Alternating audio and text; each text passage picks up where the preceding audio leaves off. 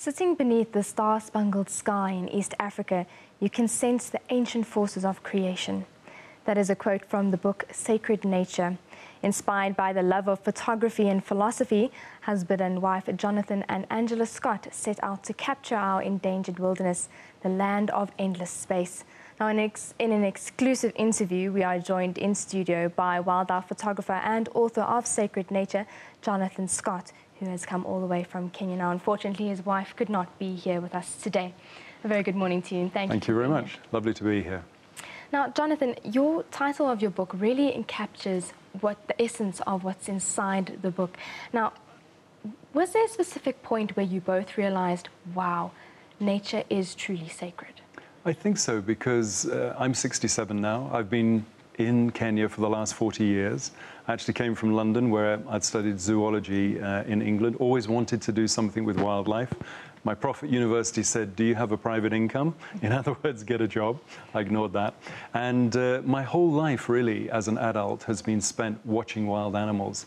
And I think that's made me and my wife, who's also from Africa, I think both of us realize that actually humanity is pushing wild animals off the face of the planet. And as we know, just listening to some of the news stories before this, everything is about people, and rightly so. And of course, politicians are all about people. But who's going to stand up for the animals?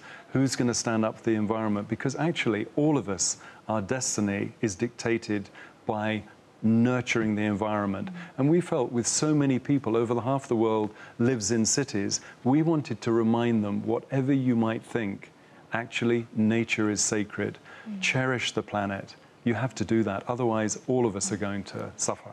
Yes, something I noticed about your book, the first few pages are beautiful images of elephants. Yes. Do you ever consider that you're actually documenting history for future generations that may not be able to see an elephant? You know, you've hit the nail right on the head talking about elephants. In April, Angie and I photographed the burning of 105 tons of ivory in Kenya.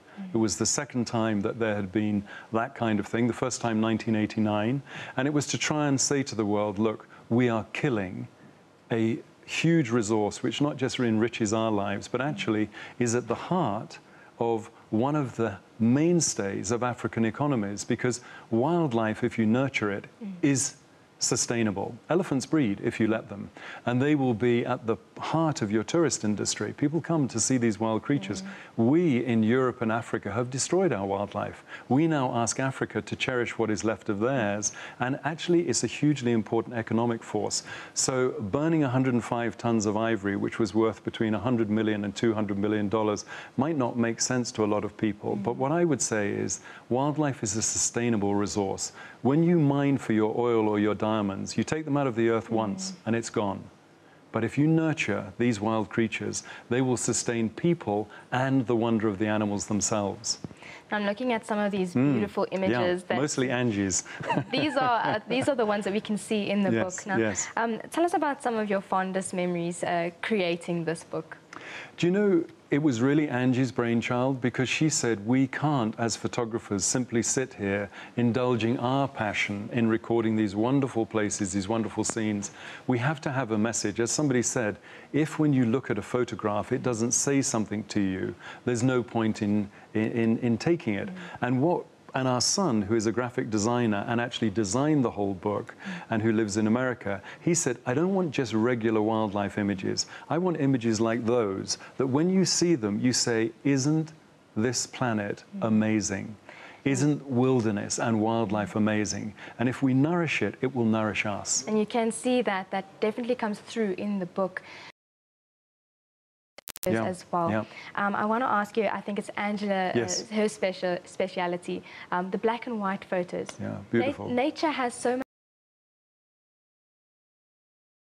The color actually distracts from the subject matter.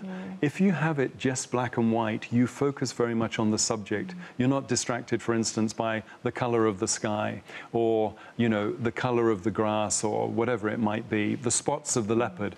You see the quintessential. I mean, just look at that picture of that leopard on the front cover of the book.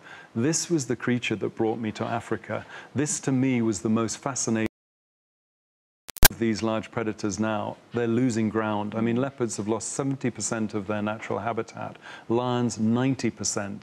As I say, if you look at a piece of paper with the Earth's land mammals, we are a third of that picture.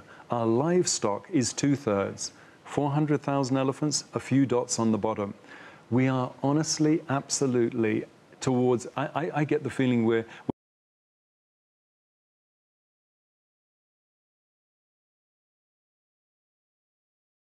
this book, look at what, it's very hard because where we come from in Kenya, the majority of people never have a chance to go into the wilderness and enjoy wildlife. They're too busy trying to make a living, trying to have a secure life, clean water, jobs, security.